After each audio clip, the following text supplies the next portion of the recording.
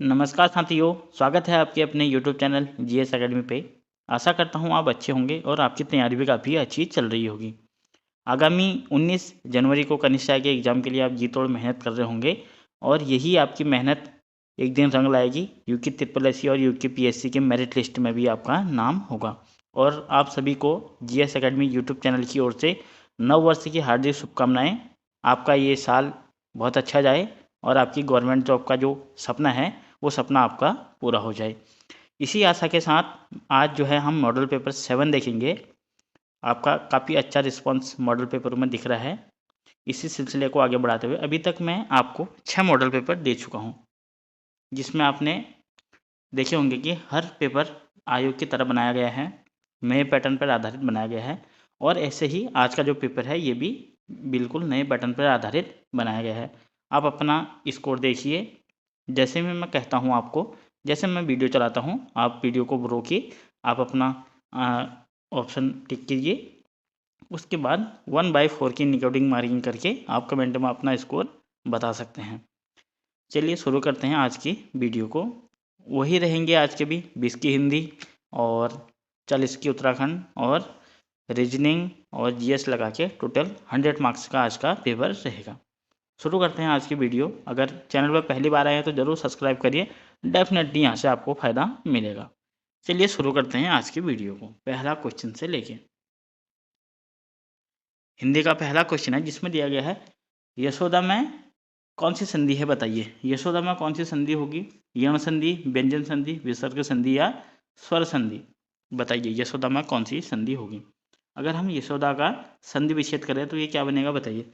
ये बनेगा हमारे यशः धन दा। ये बनेगा हमारे यशः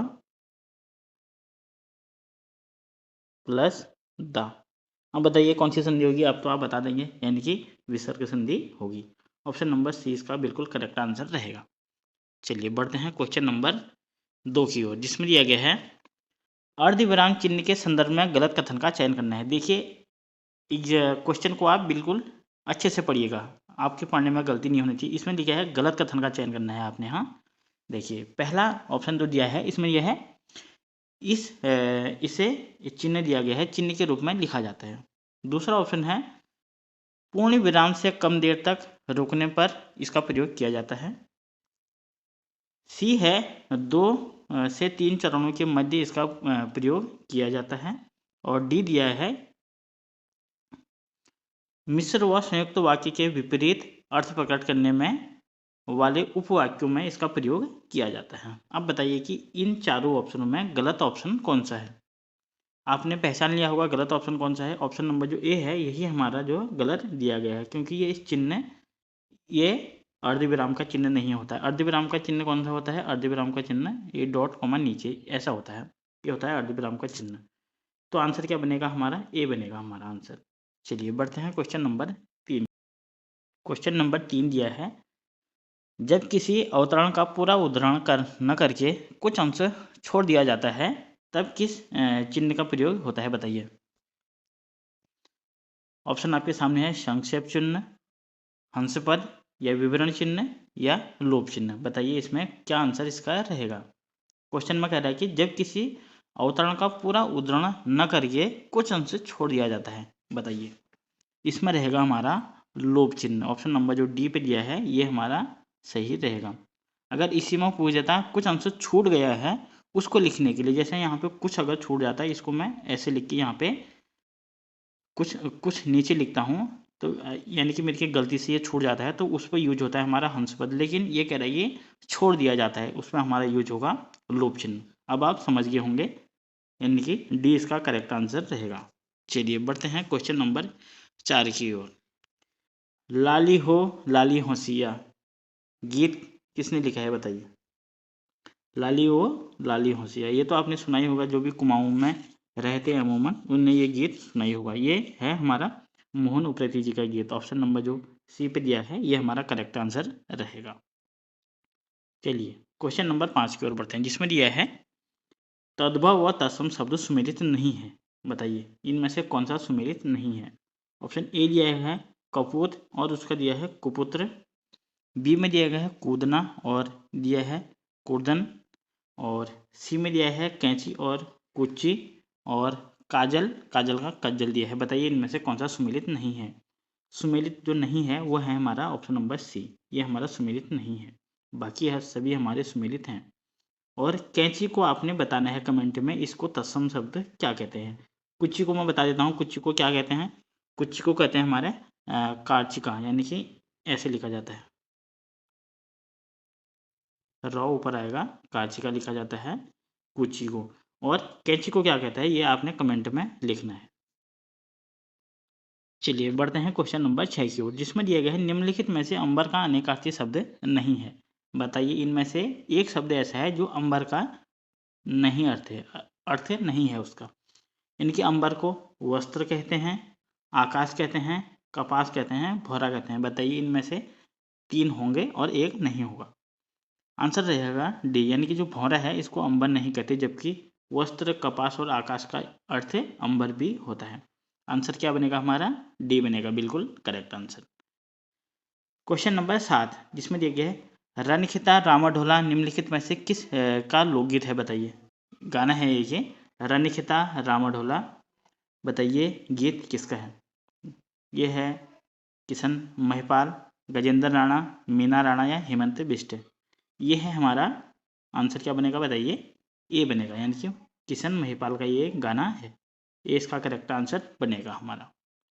चलिए बढ़ते हैं क्वेश्चन नंबर 8 की ओर, जिसमें दिया गया है धातु अथवा काठ निर्मित काठ छटांक, यानी कि आधा सेर के बराबर का तौल मापक यंत्र या उपकरण कहलाता है। बताइए क्या कहलाता है वो। धातु अथवा काठ निर्मित 8 छटाओं जो आधा शेर का होता है उसको हम बोलते हैं मण। ऑप्शन नंबर जो बी में दिया गया है उसको बोलते हैं मण। अब आप समझ गए होंगे इसका आंसर क्या बनेगा, बी बनेगा।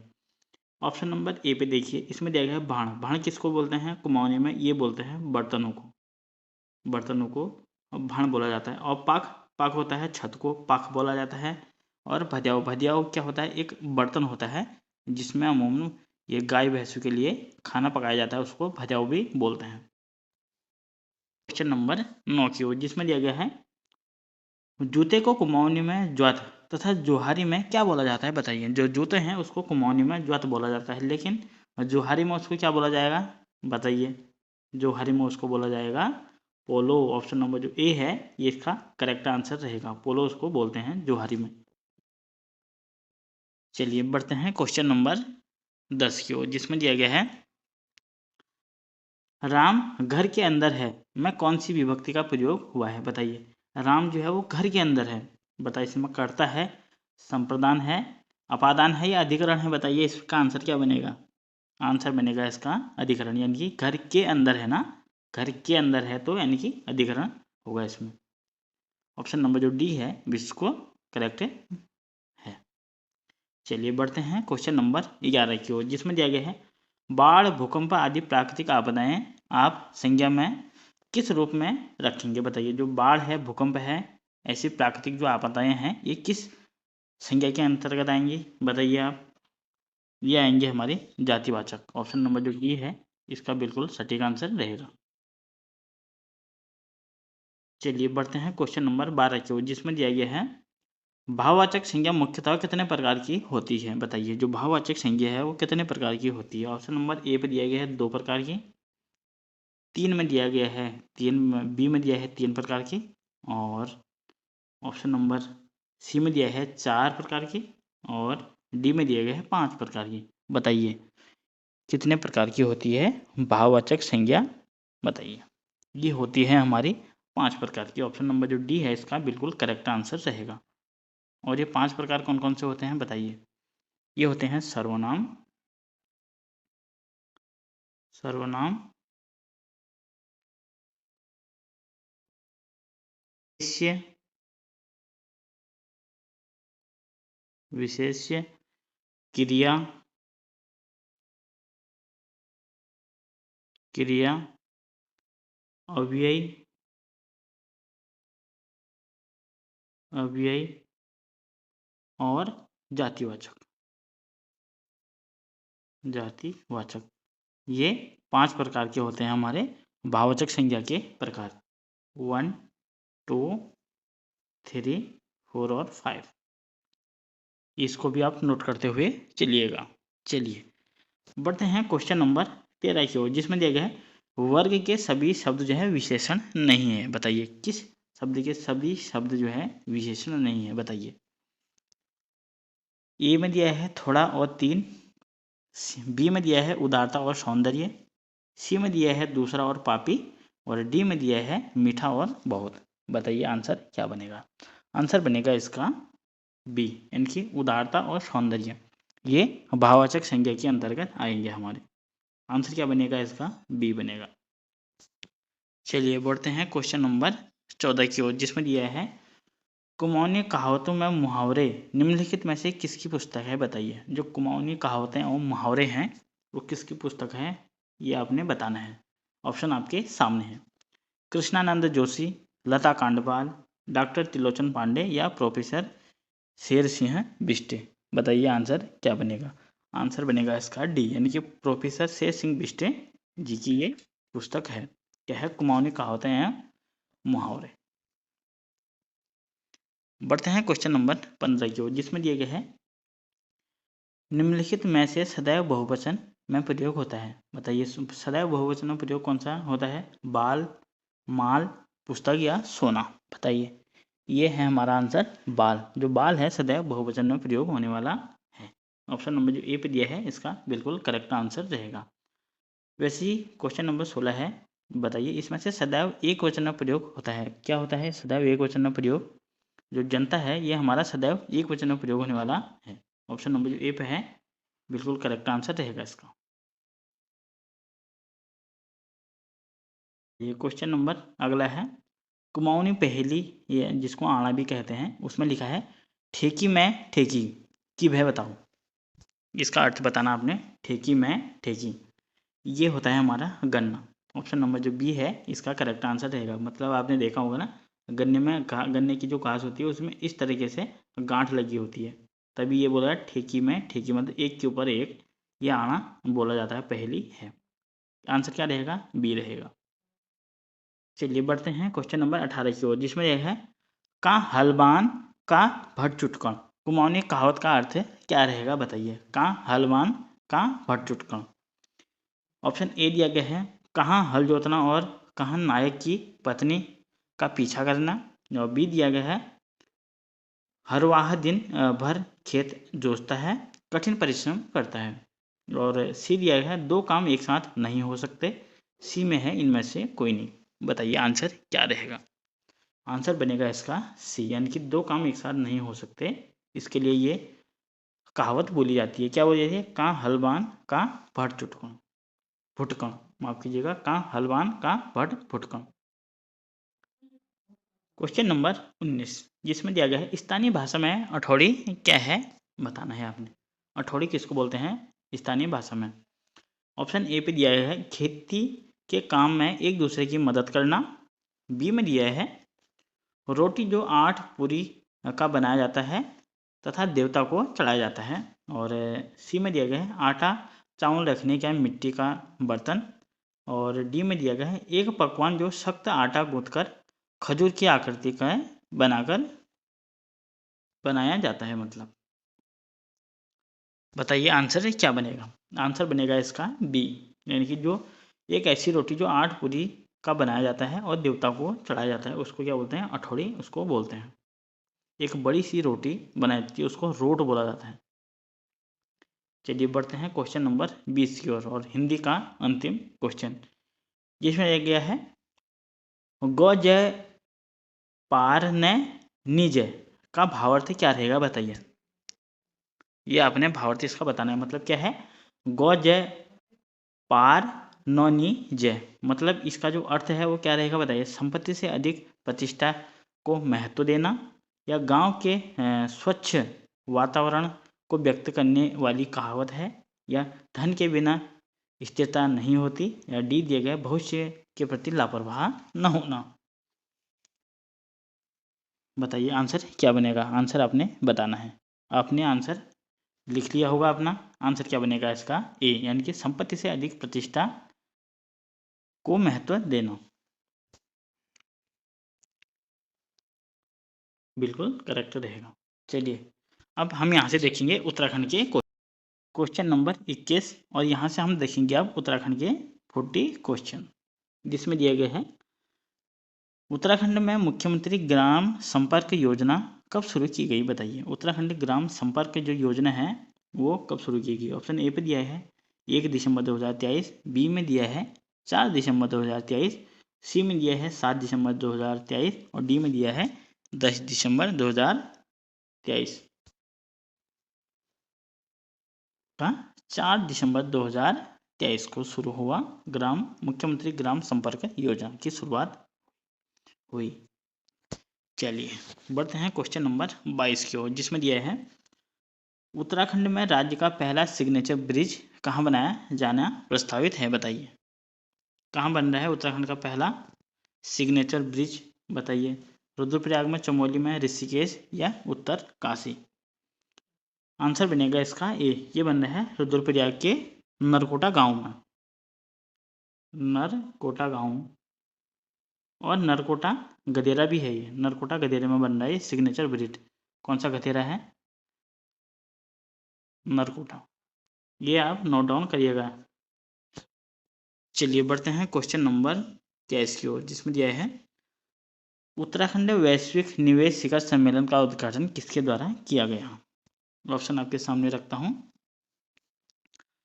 ये है ऑप्शन आपके सामने, पुष्कर सिंह धामी जी, नरेंद्र मोदी जी, अमित शाह या राजनाथ सिंह। बताइए आंसर क्या बनेगा इसका। आंसर बनेगा इसका नरेंद्र मोदी जी। ऑप्शन नंबर जो बी में दिया गया है ये हमारा करेक्ट आंसर रहेगा। और कहाँ हुई है इसकी स्थापना? FRI जो है, FRI देहरादून में। कहाँ पे? FRI देहरादून में इसका उद्घाटन किया गया नरेंद्र मोदी जी के द्वारा। ऑप्शन नंबर जो बी है इसका बिल्कुल सटीक आंसर रहेगा। चलिए बढ़ते हैं क्वेश्चन नंबर 24 की ओर, जिसमें दिया गया है उत्तराखंड ईंधन सखी योजना कब शुरू की गई बताइए। उत्तराखंड ईंधन सखी योजना आपने बताना है ये कब शुरू की गई।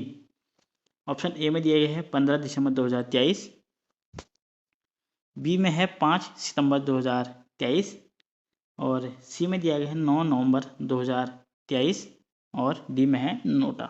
बताइए क्या रहेगा आंसर। आंसर रहेगा ए, यानी कि 15 दिसंबर 2023 को इसकी शुरुआत की। ऑप्शन नंबर जो ए है बिल्कुल करेक्ट आंसर रहेगा। चलिए बढ़ते हैं क्वेश्चन नंबर 25 की ओर, जिसमें दिया है पूर्वांचल समाज सुधार सम्मेलन नवंबर 1932 का आयोजन किसके सभापतित्व में अल्मोड़ा के बद्रीश्वर मंदिर के प्रांगण में हुई थी बताइए। अल्मोड़ा के बद्रीश्वर प्रांगण में हुई थी। किसकी अध्यक्षता में हुई थी इसकी? ये हुई थी हमारी बद्रीदत्त जोशी की अध्यक्षता में। ऑप्शन नंबर जो डी पे है ये हमारा करेक्ट आंसर रहेगा। चलिए बढ़ते हैं क्वेश्चन नंबर 26 की ओर, जिसमें दिया है हस्तलिखित त्रैमासिक पत्रिका महिला जागृता के संपादक थे बताइए। इसके संपादक कौन थे? क्या है? हस्तलिखित त्रैमासिक पत्रिका महिला जागृति। क्वेश्चन नंबर 26 बताइए। ऑप्शन ए में दिया है दुर्गा देवी, बी में दिया है तुलसी देवी रावत और डी में दिया गया है डॉक्टर सावित्री केड़ा और डी में दिया है इला चंद्र शाह। आंसर बनेगा इसका बी, यानी कि तुलसी देवी रावत ने इसके संपादक थे। ऑप्शन नंबर जो बी है इसका करेक्ट आंसर रहेगा।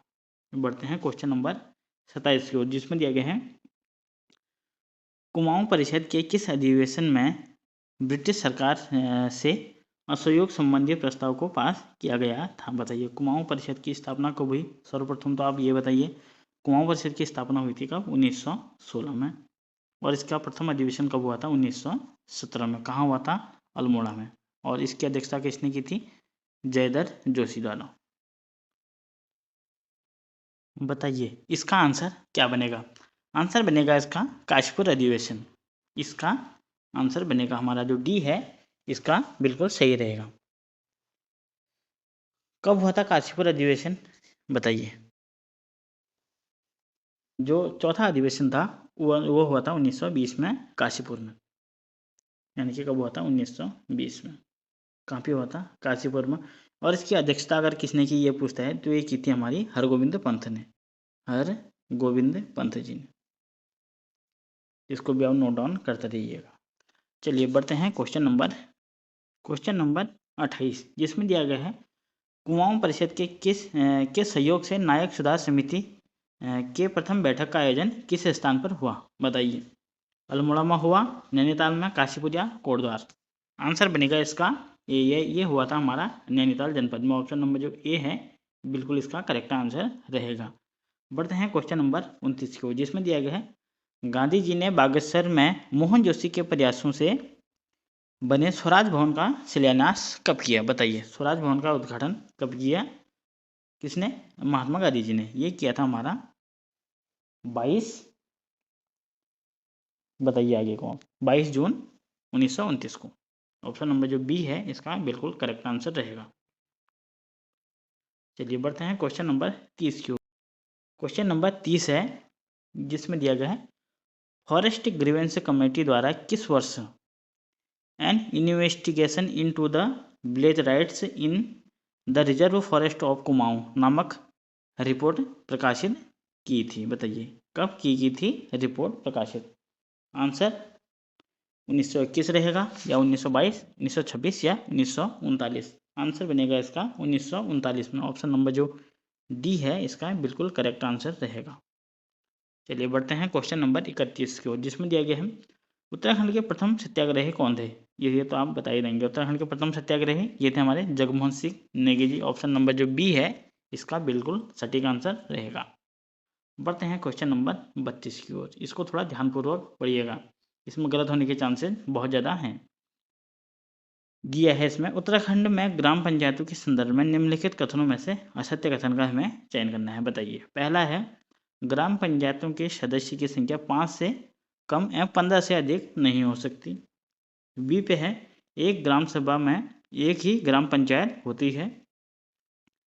सी है ग्राम सभा के प्रत्येक वर्ष 2 बैठकें होती है। और डी है ग्राम पंचायत का अध्यक्ष बीडीओ होता है।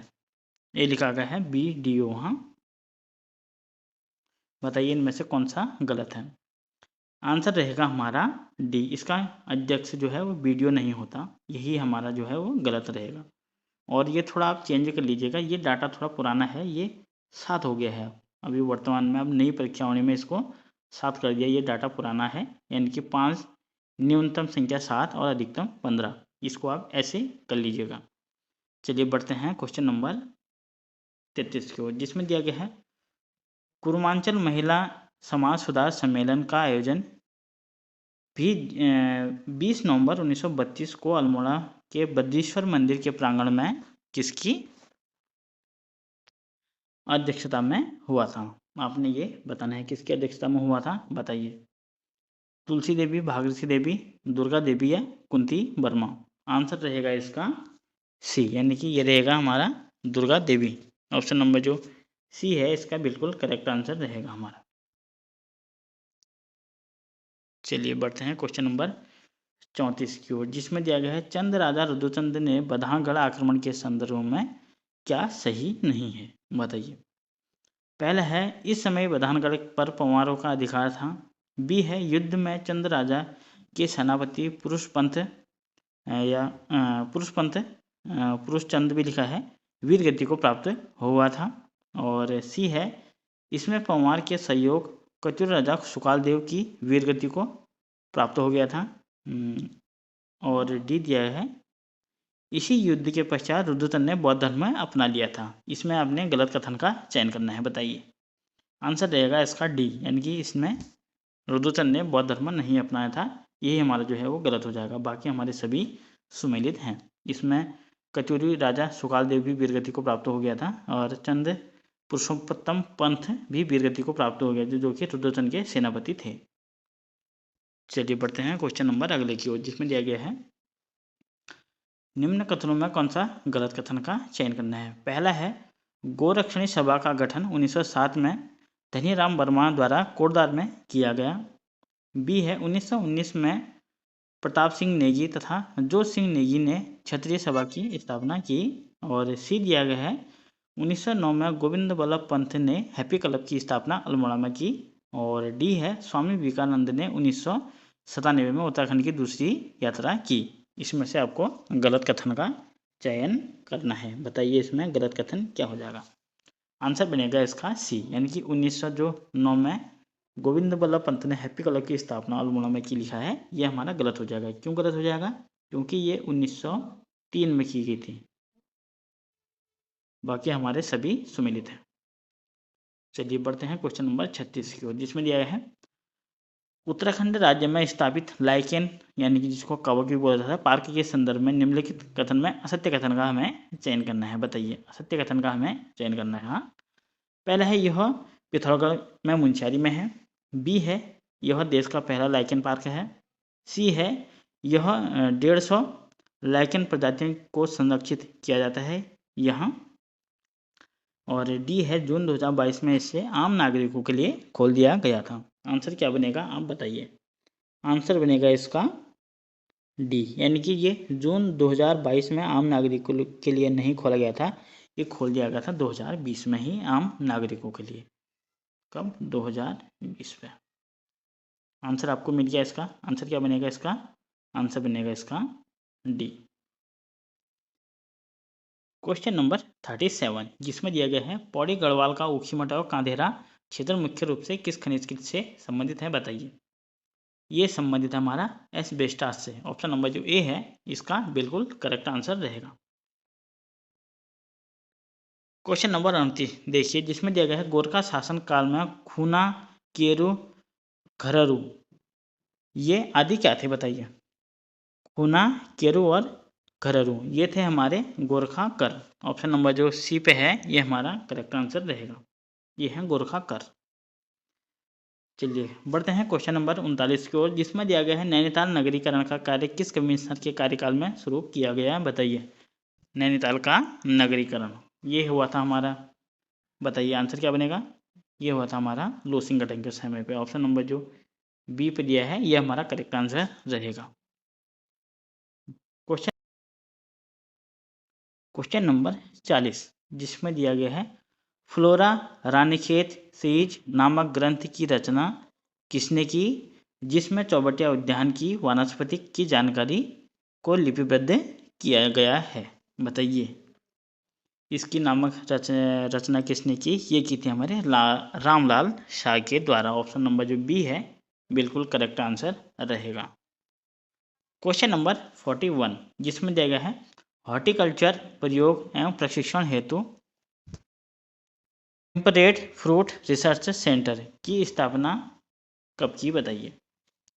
आपने बताना है इसकी स्थापना हुई थी हमारी अप्रैल 1934 में या जुलाई 1944 में, और जुलाई 1934 या अगस्त 1936। आंसर बनेगा इसका जुलाई 1934 में। जो सी है ऑप्शन इसका करेक्ट आंसर दिया गया है। चलिए बढ़ते हैं क्वेश्चन नंबर 42 की ओर, जिसमें दिया गया उत्तराखंड राज्य के संदर्भ में निम्नलिखित वक्तव्यों में से ए आर के आधार पर सही विकल्प का चयन कीजिए। बताइए। एक कथन दिया गया है, दूसरा कारण दिया गया है। पहला कथन है राज्य में शिवालिक से दक्षिण तथा दून क्षेत्र में सिंचाई हेतु नलकूपों का प्रयोग तेजी से बढ़ रहा है। और बी आर कारण दिया है यह क्षेत्र अपेक्षाकृत समतल क्षेत्र है। आपने बताना कि कौन सा इसका आंसर रहेगा। हमें दोनों हमारे सही हैं और ए जो है वो सही व्याख्या भी करता है। आंसर क्या बनेगा? ए और आर दोनों सही हैं और आर जो है ए की सही व्याख्या भी करता है, क्योंकि जो शिवालिक है शिवालिक के दक्षिण में हमारा दून क्षेत्र आ जाता है, समतल मैदान आ जाता है, वहाँ पे नलकूप भी बहुत ज़्यादा लगाए जाते हैं। यानी कि दोनों हमारे स्टेटमेंट वो सही दिए गए हैं। बी इसका बिल्कुल करेक्ट आंसर रहेगा। चलिए बढ़ते हैं क्वेश्चन नंबर अगले की ओर, जिसमें दिया गया है देहरादून के उत्तर पश्चिम स्थित चक्राता कालसी तथा ट्यूनी तहसील को संयुक्त रूप से कहा जाता है। क्या कहा जाता है उसको? उसको कहा जाता है हमारा Jaunsar Babar. Option number B इसका बिल्कुल करेक्ट आंसर रहेगा। चलिए बढ़ते हैं क्वेश्चन नंबर अगले की ओर, जिसमें दिया गया है पछावन, भूमसेन, कोरोदेव, राकत तथा कलवा आदि देवी देवता निम्नलिखित में से किस जनजाति से संबंधित है? ये है हमारे थारू जनजाति से संबंधित। ऑप्शन नंबर जो डी पे दिया है ये हमारा बिल्कुल करेक्ट आंसर रहेगा। चलिए बढ़ते हैं क्वेश्चन नंबर 45 की ओर, जिसमें दिया गया है निम्नलिखित में से कौन मेल नहीं है। हाँ, ये भी आप नोट डाउन करिएगा क्योंकि कौन सा मेल नहीं है आपको ये बताना है। पहला दिया गया है कुर्मांचल समाचार अल्मोड़ा, और बी दिया गया है बजाज बंधु अल्मोड़ा, सी दिया गया है कर्मभूमि दुगड्डा, और डी दिया गया है तरुण कुमाऊं लैशडाउन। बताइए इनमें से कौन सा सुमेलित नहीं है। सुमेलित जो नहीं है वो है हमारा सी, यानी कि जो कर्मभूमि है ये दुगड्डा से नहीं, ये लैशडाउन से प्रकाशित होती थी। कहाँ से? लैंसडाउन से, लैंसडाउन से। आंसर क्या बनेगा? सी बनेगा इसका। क्वेश्चन नंबर 46, ज्ञान भेषज मंजरी नामक ग्रंथ की रचना की। बताइए किसने की थी ज्ञान भेषज मंजरी नामक ग्रंथ की रचना? रामदत्त ने की थी, किशोरी वैद्यलाल ने की थी, या पंडित अनूप शाह ने की थी, या गुमानी कवि ने की थी? ये की थी हमारी गुमानी कवि ने। ऑप्शन नंबर जो डी है इसका सटीक आंसर रहेगा हमारा। चलिए बढ़ते हैं क्वेश्चन नंबर 47 की ओर, जिसमें दिया गया है निम्न में से कौन सी घटना जो है नरेंद्र शाह के कार्यकाल में नहीं हुई थी। बताइए कौन सी घटना ऐसी है जो नरेंद्र शाह के कार्यकाल में नहीं हुई थी। पहला दिया गया है हिवेट संस्कृत पाठशाला की स्थापना, और बी दिया गया है टिहरी में 1934 ईस्वी में रेड क्रॉस सोसाइटी की स्थापना, और सी दिया गया है टिहरी हाईकोर्ट की स्थापना 1938 में, और डी दिया है 1939 में राज्य में कुष्ठ विधान पारित। बताइए इसमें से कौन सी जो घटना है वो नरेंद्र शाह के कार्यकाल में नहीं हुई थी। आंसर बनेगा इसका ए, जो हिवेट संस्कृत पाठशाला की स्थापना है ये नरेंद्र शाह के कार्यकाल में नहीं हुई थी। आंसर क्या बनेगा इसका? ए बनेगा। बाकी हमारे सभी नरेंद्र शाह के शासनकाल में हुए थे। चलिए क्वेश्चन नंबर 48 की ओर बढ़ते हैं, जिसमें दिया गया है भोटिया जनजाति के उत्सव त्यौहार व रीति रिवाज से संबंधित गलत कथन का हमें चयन करना है। बताइए पहला है पौड़ा नृत्य मेहमानों के स्वागतार्थ किया जाने वाला नृत्य है, और बी है सियमी ठुमो, ये इसमें दिया गया है भूमि पूजन से संबंधित, और सी दिया है कंडाली उत्सव का आयोजन प्रत्येक 12 वर्ष में होता है, और डी है नबू सामो, यह त्यौहार फसल के नुकसान पहुंचाने वाली कीटों के विनाश हेतु आयोजित होता है। अब आपने इसमें से बताना कि कौन सा इसमें गलत दिया है। गलत हो जाएगा हमारा ऑप्शन नंबर जो बी में दिया गया है ठुमो है, ये क्या होता है? सीएमओ ठुमो, इसमें गलत दिया है। सीएमओ ठुमो होता है हमारा क्या? आत्म पूजन हेतु। ये होता है हमारा सीएमओ ठुमो मतलब आत्म पूजन हेतु, आत्म पूजन हेतु। आंसर आपको मिल गया, आंसर बनेगा इसका बी। चलिए पढ़ते हैं क्वेश्चन नंबर 49 को, जिसमें दिया गया है निम्नलिखित में से कौन सा सुमेलित नहीं है। ऑप्शन ए पे दिया गया है गोहना ताल परियोजना 60 मेगावाट और विधेय गंगा नदी पे। बी दिया गया है त्यूनी पलासू परियोजना 66 मेगावाट गंगा नदी पे, और सी दिया गया है मनेरी झेलम परियोजना 55 मेगावाट धौली गंगा। ये हमारे 3 ऑप्शन दिए गए हैं, और चौथा ऑप्शन है हमारा विष्णुगाड़ पीपलकोटी परियोजना 440 मेगावाट अलकनंदा नदी पे। अब बताओ कि इनमें से कौन सा सुमेलित नहीं है। आंसर बनेगा इसका बी, जो त्यूनी पलासू परियोजना है ये गंगा नदी में नहीं है। ये किस नदी पे है? ये है हमारी टोन्स में। गलत कथन का चयन करना है, गलत कथन हो जाएगा हमारा बी। चलिए बढ़ते हैं क्वेश्चन नंबर 50 की ओर।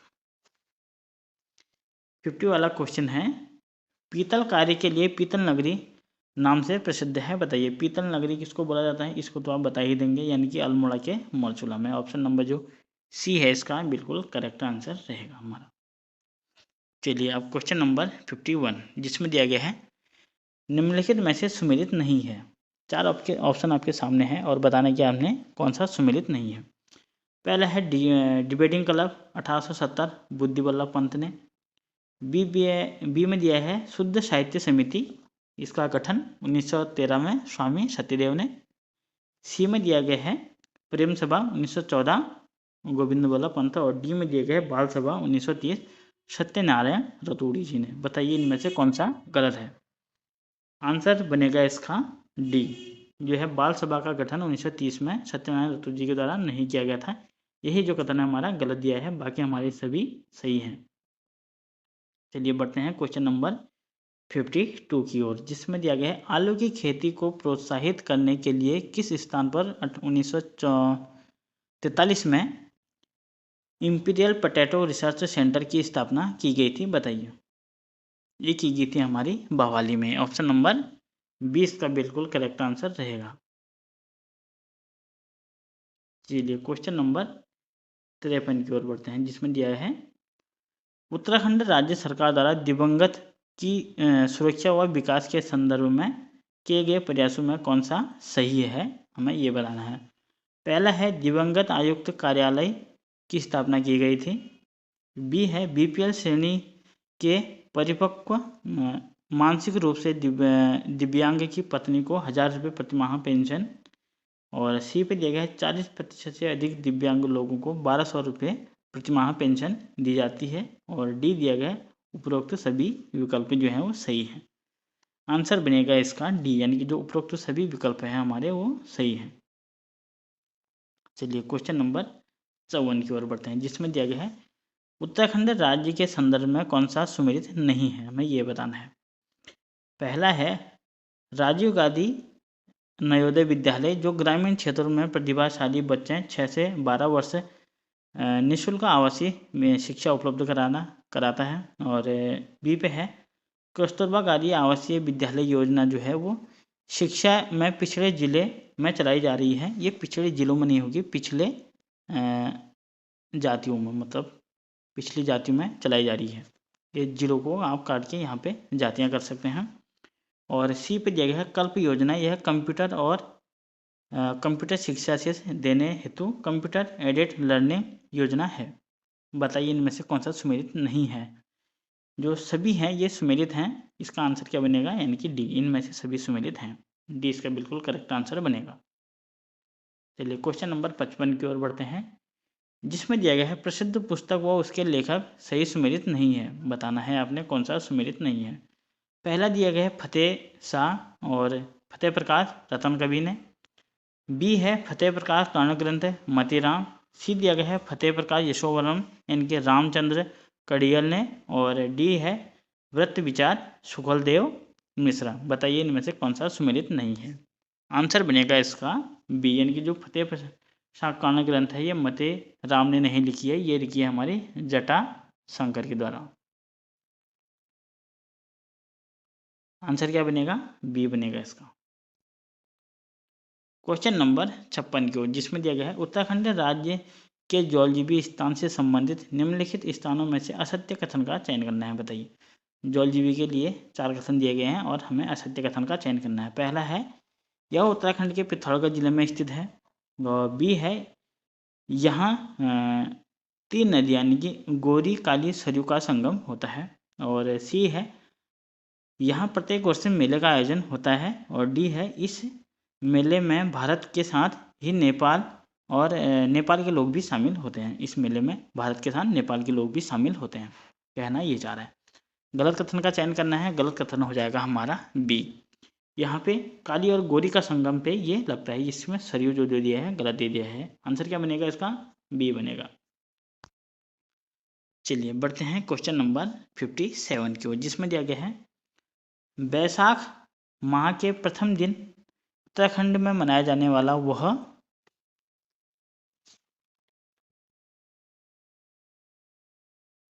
त्योहार जिसमें लोग व्रत रखते हैं और तीर्थ यात्रा जाने वाले अपनी यात्रा प्रारंभ करते हैं, कौन सा त्योहार है वो बताइए। फिरौली है, खतौड़वा है, बिखौती या हरेला। बताइए आंसर क्या बनेगा इसका, आंसर बनेगा इसका बिखौती। ऑप्शन नंबर जो सी है ये होता है इसका आंसर। और जो भिरौली है, ये भिरौली क्या होता है, इसे संतान प्राप्ति हेतु किया जाता है भिरौली उत्सव। ऑप्शन नंबर जो ए पर दिया है ना, ये संतान कल्याण हेतु। बढ़ते हैं क्वेश्चन नंबर 58 की ओर, जिसमें दिया गया है उत्तराखंड के प्रमुख लोक नृत्य थड़िया के संदर्भ में क्या सही नहीं है। क्या सही नहीं है आपने ये बताना है।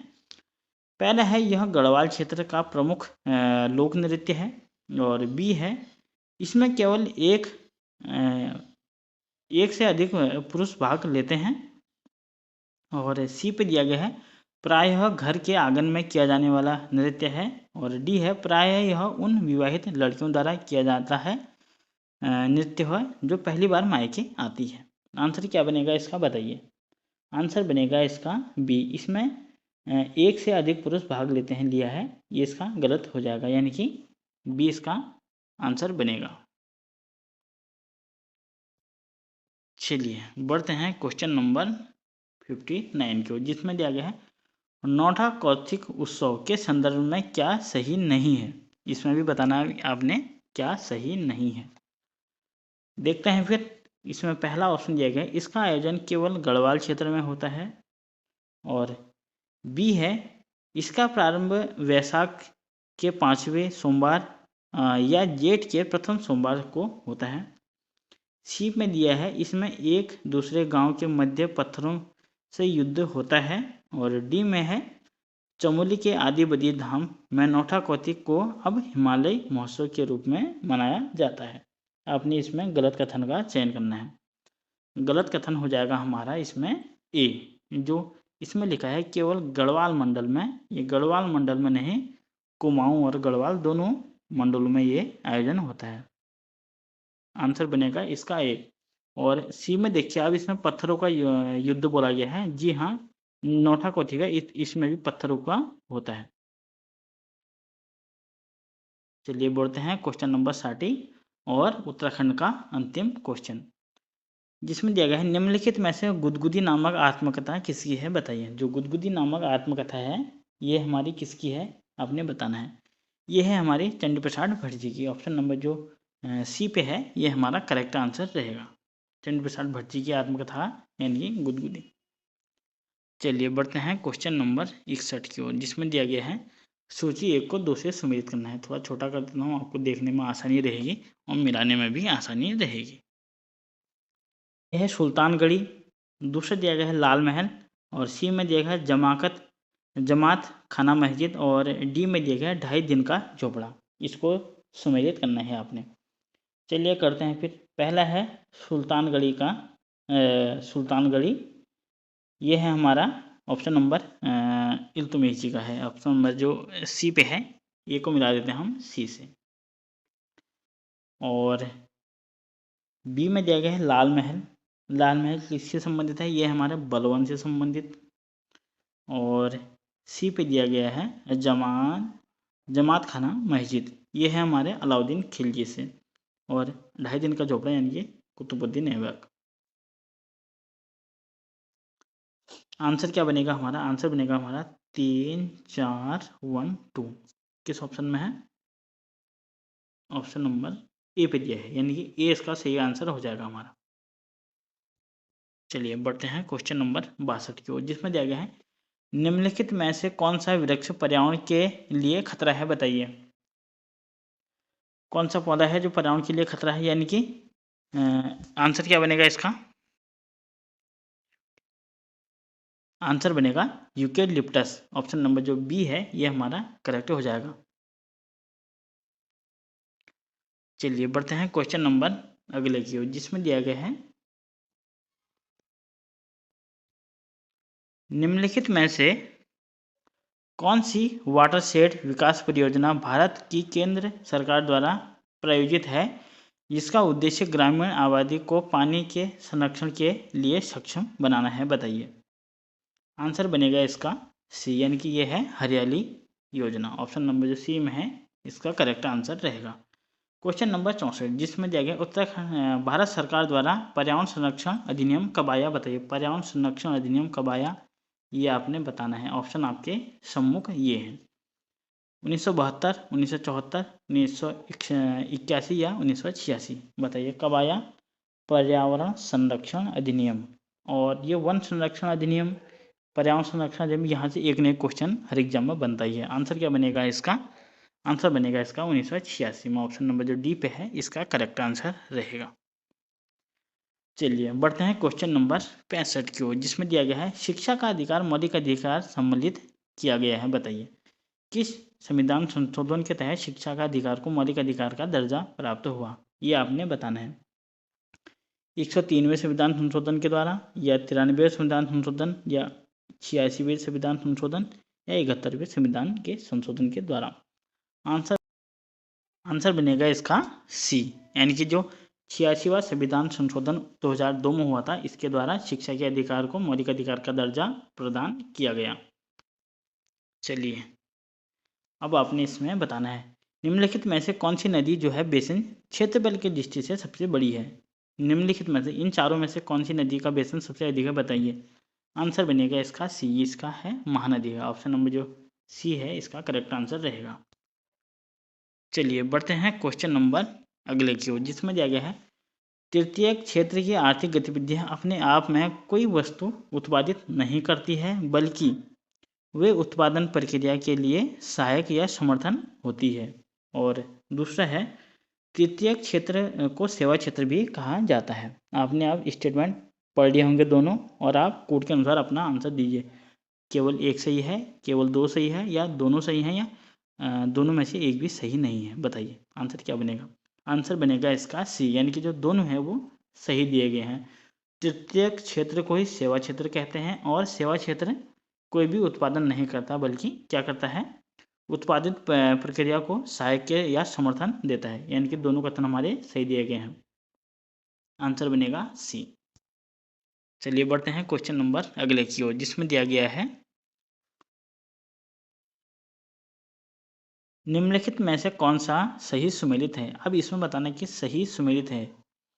पहला है राधा स्वामी सत्यंग लाहौर, और बी में दिया गया है भारत धर्म महामंडल दिल्ली, और सी में दिया गया है सनातन धर्म रक्षणी सभा कोलकाता, और डी में दिया गया है देव समाज जो कि दिया गया है बनारस। अब बताइए इनमें से क्या सही है। आंसर बनेगा इसका सी, जो सनातन धर्म रक्षणी सभा है ये कोलकाता में है, यानी कि सी इसका बिल्कुल करेक्ट आंसर रहेगा।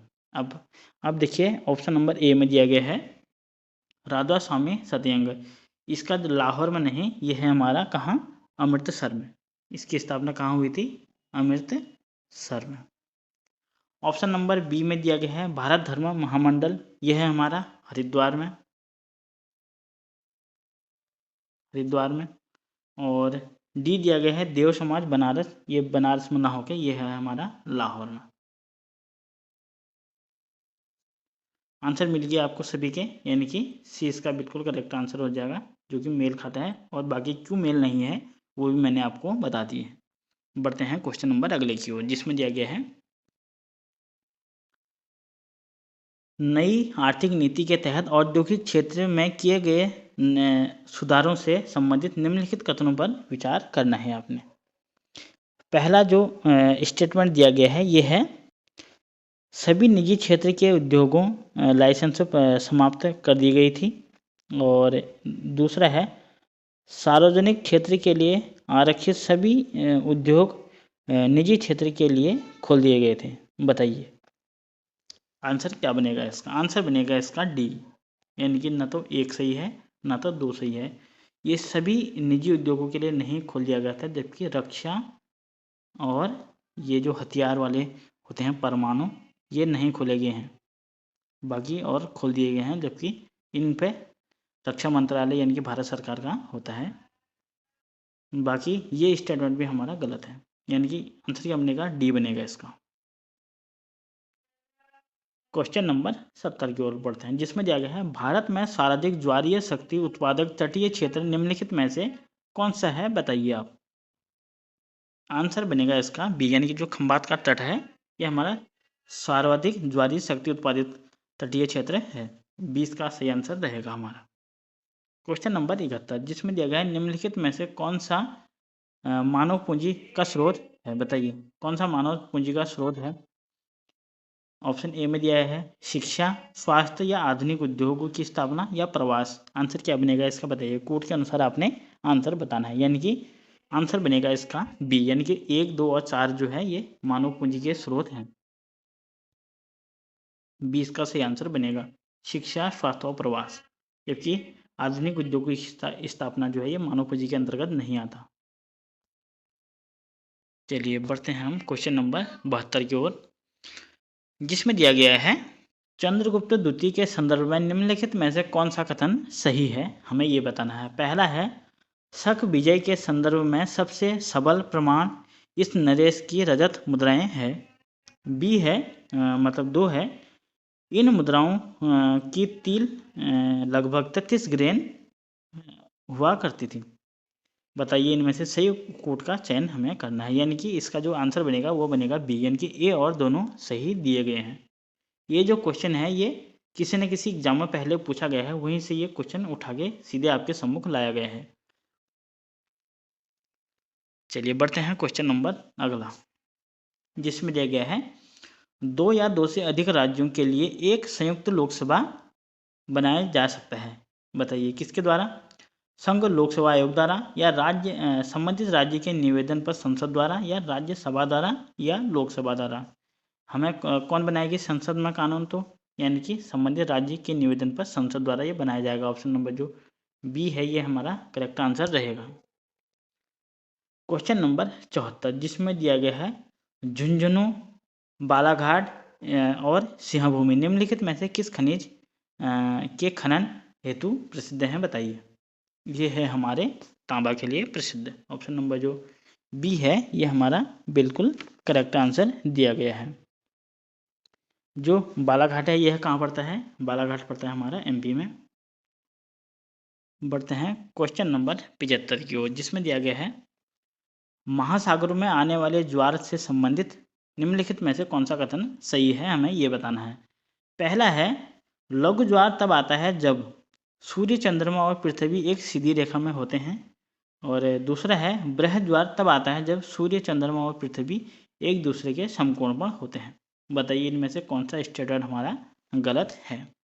आंसर बनेगा इसका डी, ना तो 1 सही है और ना तो 2 सही है। और क्यों गलत है मैं आपको ये बताता हूँ। जैसे जो लघु ज्वार आता है ये कब आता है? ये आता है जब सूर्य, चंद्रमा और पृथ्वी जब समकोण पर होते हैं तब आता है लघु ज्वार। और उच्च ज्वार यानी कि बृहद ज्वार कब आता है? जब चंद्रमा, सूर्य और पृथ्वी एक सीध पर होते हैं तब आता है हमारा उच्च ज्वार, यानी कि जिसको बृहद ज्वार भी कहते हैं। इनकी ऊपर नीचे ये कर दिए हैं, और क्यों गलत है मैंने ये भी आपको बता दिया है।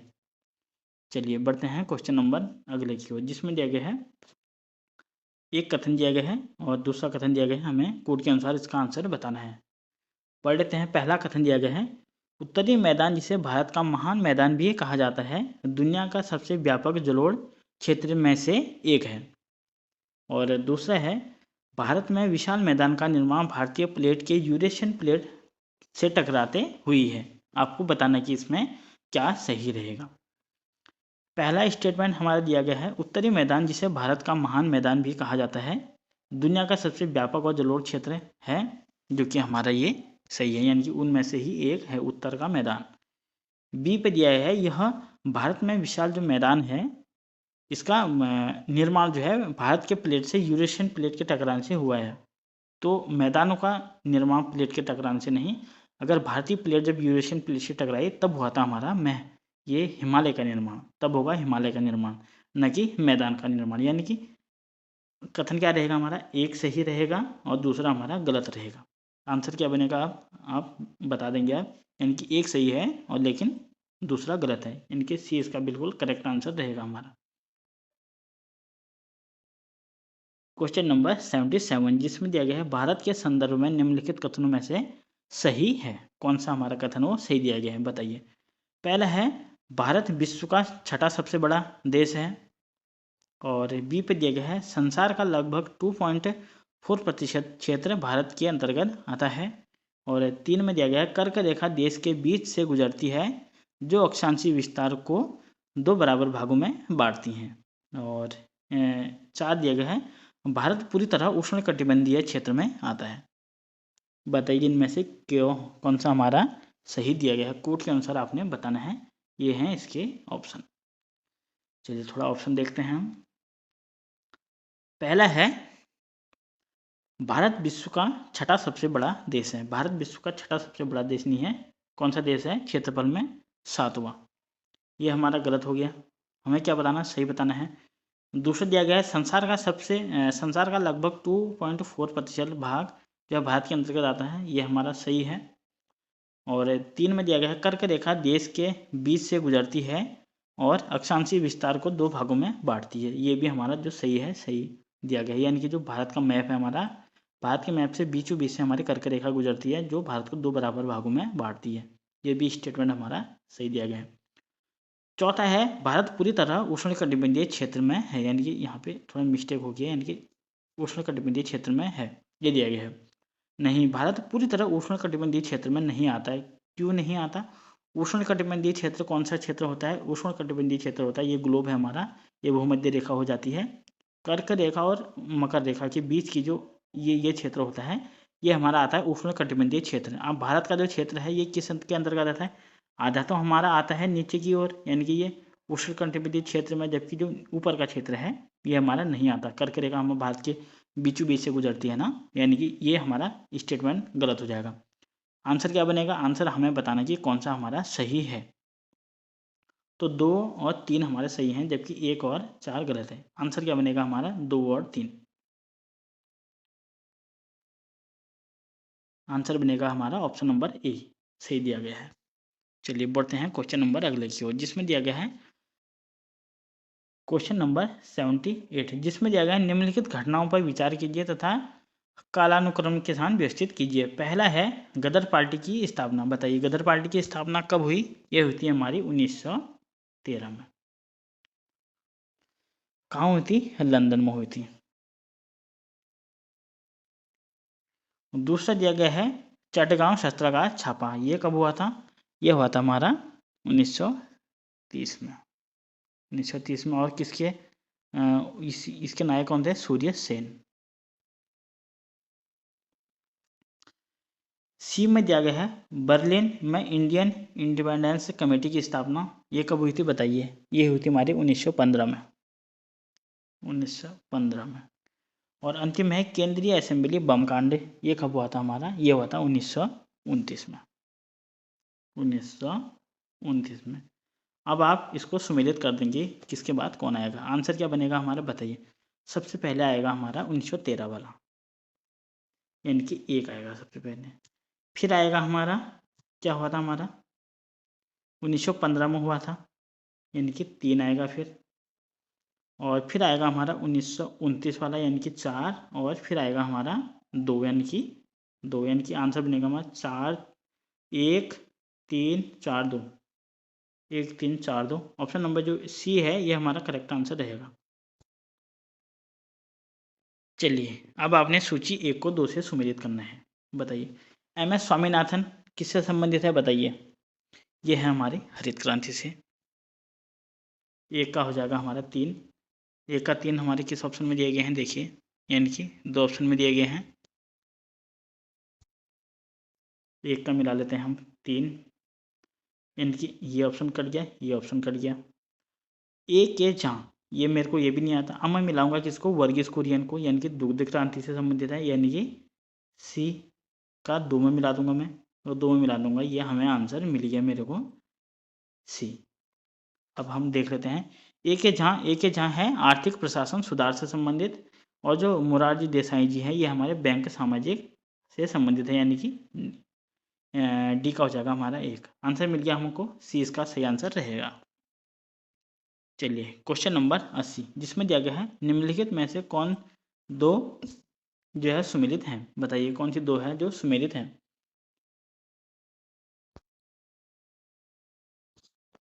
पहला दिया गया है केरिया और उड़ीसा। दूसरा दिया गया है कुकी उत्तर प्रदेश। और तीसरा दिया गया है यानदी और राजस्थान। और डी दिया गया है पालियान, यानी कि तमिलनाडु। बताइए इनमें से कौन से हमारे सुमेलित हैं? सुमेलित हैं हमारे जो केरिया है जनजाति, वो उड़ीसा में मिलती है। और जो पालियान है तमिलनाडु में मिलती है, यानी कि 1 और 4 हमारे सुमेलित हैं। और ऑप्शन नंबर 2 में देखिए आप कुकी। कुकी उत्तर प्रदेश लिखा गया है, ये उत्तर प्रदेश में नहीं मिलती। कुकी जो जनजाति मिलती है हमारी कहाँ मिलती है? मणिपुर में। मणिपुर। और जो यानदी है ये कहाँ मिलती है? ये जनजाति ये मिलता है हमारी आंध्र प्रदेश में। आंध्र प्रदेश में। मिल गया आपको आंसर। और ये क्यों गलत है ये भी मैंने आपको बता दिया है। आंसर क्या बनेगा? बी बनेगा इसका। चलिए बढ़ते हैं हम क्वेश्चन नंबर 81 और जिसमें दिया गया निम्नलिखित में से कौन सा सही सुमेलित नहीं है। फिर से आगे की सही सुमेलित नहीं है, बताइए इनमें से कौन सा सुमेलित जो है वो हमारा नहीं है। आंसर बनेगा इसका ए। मैं आपको सीधे आंसर बताते हुए चलता हूँ अब। जिसमें दिया गया मद्रास एल्यूमिनियम कंपनी लिमिटेड, ये इसका चेन्नई दिया गया है, ये चेन्नई में ना होकर ये है हमारा कहाँ, बेंगलुरु में, बेंगलुरु में। बाकी सभी हमारे सुमेलित हैं। हमें कौन सा सुमेलित नहीं है बताना था, आंसर मिल गया हमको, ए इसका आंसर रहेगा। बाकी आप इन तीनों को भी नोट डाउन करिएगा। इनकी जो भारत एल्यूमिनियम कंपनी लिमिटेड है कोरबा में है, और हिंदुस्तान एल्यूमिनियम कॉरपोरेशन लिमिटेड जिसको हिंडाल्को बोलते हैं वो है रेनकोट में, और इंडियन एल्यूमिनियम कंपनी लिमिटेड यह है हीराकुंड। यानी कि सभी सुमेलित हैं हमारे। निम्नलिखित में से अशोक का कौन सा शिलालेख धार्मिक संश्लेषण समन्वय के बारे में कहता है, बताइए। कौन सा अभिलेख कहता है अशोक का धार्मिक संश्लेषण के बारे में, ये कहता है हमारा 12वां शिलालेख। ऑप्शन नंबर जो बी है ये हमारा करेक्ट आंसर रहेगा। क्वेश्चन नंबर अगला जिसमें दिया गया है भारत के नियंत्रण महालेखा परीक्षक करती है, क्या करती है भारत का महान नियंत्रण महालेखा परीक्षक यानी कि लोकलेखा समिति। ऑप्शन नंबर जो ए है इसका करेक्ट आंसर रहेगा।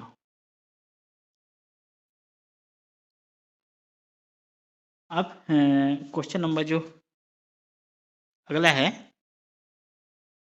थोड़ा सा मिसप्रिंट हो गया, ये 84 यहाँ छप गया, यानी कि क्वेश्चन नंबर 84 वाला है, इसका शुरू यहाँ से है। सूची 1 को 2 से सुमेलित करना है आपने और संयुक्त कोड का चयन करना है। पहला दिए गए हैं ओसाका और शिगार, दूसरा दिया गया है डेट्रॉयट यानी कि पोत निर्माण, और सी में दिया गया है क्यूबा यानी कि सूती वस्त्र, और सेंट पिट्सनबर्ग जिसमें दिया गया है मोटर वाहन। अब इसको सुमेलित करना है आपने, बताइए। पहले का मिलाते हैं फिर अब, जिसमें दिया गया ओसाका। ओसाका में हमारा क्या होता है, ये होता है हमारा सूती वस्त्र। एक का हो जाएगा हमारा 3 यानी कि सूती वस्त्र। इससे ही हमारा आंसर निकल गया, देखिए, यानी कि 3 सीधी एक ही ऑप्शन में है, 3 इसका आंसर हो जाएगा। चलिए आप औरों को भी देख लेते हैं। ओसाका में होता है हमारा क्या, सूती वस्त्र, और बी है डेट्रॉइड। डेट्रॉइड में होता है हमारा मोटर वाहन, यानी कि यहाँ पे होता है मोटर वाहन,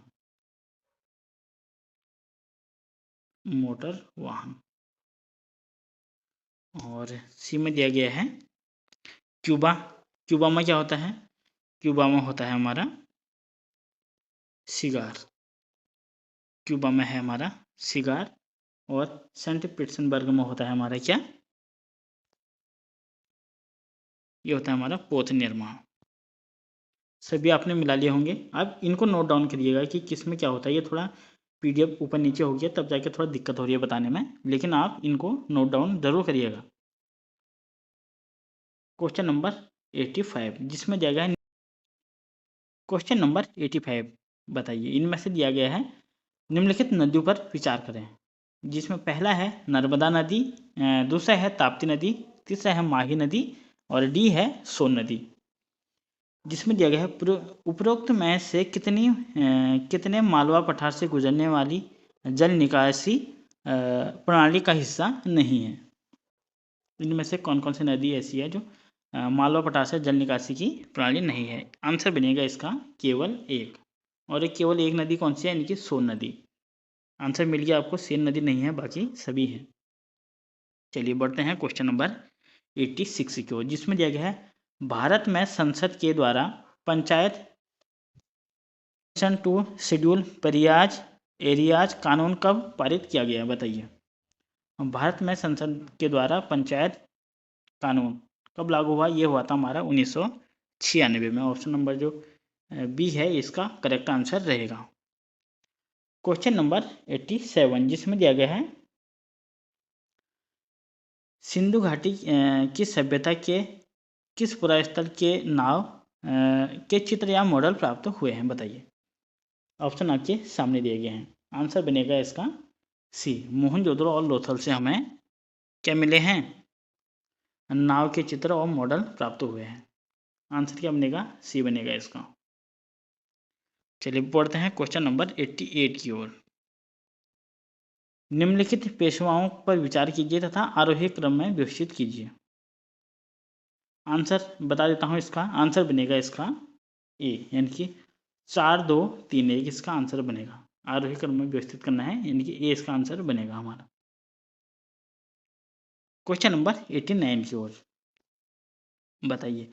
सूची 1 को 2 से सुमेलित करना है। बताइए सिमलीपाल कहाँ है, और चलिए हम मिलाते हैं। सिमलीपाल जो है यह मिलता है हमें उड़ीसा में। ऑप्शन नंबर ए का हमारा हो जाएगा 2। अब दो हमारे दो ऑप्शन में जाएगा सी और डी में, यानी कि एक, ये दो तो कट गए हमारे। दूसरा है नोकरेक। नोकरेक पड़ता है हमारा मेघालय में। ऑप्शन नंबर 4 में मिला देते हैं, यानी कि 2 4 भी दोनों में है।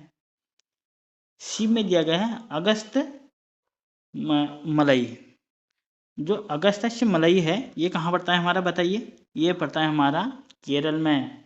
और मानस आपने सभी पहचानते होंगे मानस को, यानी कि असम में। क्या बनेगा कोट, आंसर बनेगा इसका डी, यानी कि आंसर बनेगा इसका डी। क्वेश्चन नंबर 90 जिसमें दिया गया है केबल लामजाओ राष्ट्रीय उद्यान निम्नलिखित में से किस झील में अवस्थित है, बताइए। जो केबल लामजाओ है ये है हमारा लोकटक झील में। ऑप्शन नंबर जो ए है ये हमारा करेक्ट आंसर रहेगा।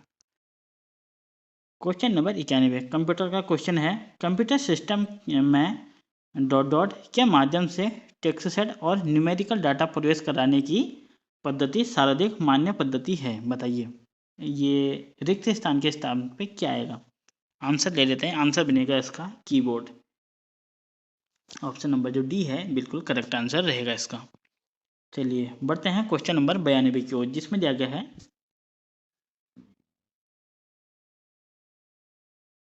एक निश्चित महीने के लिए 3 रविवार की तारीख सम संख्या में है और फिर उस महीने की 15 तारीख कौन सी पड़ेगी। आप इसको लिखिएगा, जैसे मैं अगर सम संख्या मान दूँ, पहला जो हमारा रविवार आएगा वह आएगा हमारा 2 को। उसके बाद अगर 2 में हम कितना ऐड करें, 7 ऐड करें तो कितना हो जाएगा 9। जो दूसरा सोमवार आएगा रविवार आएगा वो आएगा 9 को। लेकिन जो तीसरा आएगा वो आएगा हमारा 16 को। और जो चौथा आएगा वो आएगा हमारा किसी विषम संख्या में, लेकिन जो अंतिम वाला आएगा वो आएगा हमारा 30 को। इसको आप ऐसे भी कर सकते हैं, लेकिन हमें पूछाएगी 15 तारीख के दिन, यानी कि 16 को अगर क्या है रविवार है तो 15 को क्या होगा शनिवार। ऑप्शन नंबर जो सी है इसका करेक्ट आंसर रहेगा हमारा। अब बताइए दर्पण में देखने पर ऐसा लगता है कि घड़ी में 6:30 दिखाई दे रही है, लेकिन घड़ी का वास्तविक समय आपने बताना है। बताइए आंसर क्या बनेगा इसका। वास्तविक समय क्या हुआ होगा, यानी कि 5:30। 20 का बिल्कुल करेक्ट आंसर रहेगा। क्वेश्चन नंबर 94 जिसमें दिया गया है यहाँ पे कौन सी संख्या आएगी आपने ये बताना है, बताइए। ऑप्शन आपके सामने दिया गया है। यहाँ पे आएगी हमारी 10। कैसे आएगी, इसमें क्या क्या किया गया है, इसमें क्या गया है 5 गुणा 2 गुणा 8। अगर हम इन सभी को गुणा करें 5 दूनी 10, 10 अट्ठे 80, 80 आया। 80 को हम 2 से डिवाइड कर दें आएगा 40। यही 40 यहाँ पे लिखा गया है। वैसे ही अगर हम इसको करें 2 एकम 2, अगर 2 का गुणा हम 10 में करें तो 20 आ जाएगा। 20 अगर हम इसको 2 से डिवाइड करें तो आ जाएगा 10। आंसर क्या बनेगा 10 बनेगा। चलिए क्वेश्चन नंबर 95 जिसमें दिया गया है रवि के पिता का बेटा रोहित है और जिसकी चाची लक्ष्मी है, उसका पति राव है, उसका ससुर मोहन है और मोहन का रवि से संबंध बताना है। इसको आप खुद से करिएगा। आपको मैं आंसर बता देता हूँ, आंसर आएगा इसका सी, यानी कि दादा इसका आंसर आएगा। क्वेश्चन नंबर 96 जिसमें दिया गया है पीयूष पश्चिम दिशा की ओर मुँह करके खड़ा है। चलिए इसको कर लेते हैं। पीयूष जो है पश्चिम दिशा की ओर मुँह करके खड़ा है, यानी कि इस समय को पीयूष खड़ा है। वह दक्षिणावर्त 45 डिग्री घूमता है। दक्षिणावर्त मतलब घड़ी की दिशा में वो 45 डिग्री घूमता है, यानी कि अभी इसकी स्थिति क्या हो जाएगी, ये हो जाएगी। फिर ये कहता है यह 180 डिग्री दक्षिणावर्त घूमता है, यानी कि वो कितना डिग्री घूमता है 180 डिग्री दक्षिणावर्त घूमता है। फिर कहता है वह फिर 270 वामावर्त दिशा में घूमता है। 270 फिर वामावर्त दिशा में, यानी कि 180 तो यहाँ पे आ जाएगा और 270 अगर मैं उसमें 45 45 यानी कि वो आ जाएगा इस दिशा में है। अब उसका मुँह किस दिशा में है, यानी कि उसका दिशा में है पश्चिम और दक्षिण दिशा में है, यानी कि डी इसका आंसर रहेगा हमारा। क्वेश्चन नंबर 97 जिसमें एक फिगर दिया गया है, आपने इसमें कितने त्रिभुज हैं और कितने वर्ग हैं ये बताना है। आंसर मैं आपको बताऊंगा, आंसर बनेगा इसका ए, यानी कि 21 इसमें त्रिकोण आएंगे और 7 इसमें वर्ग आएंगे। इन क्वेश्चनों को आप खुद से करने की कोशिश जरूर करिएगा।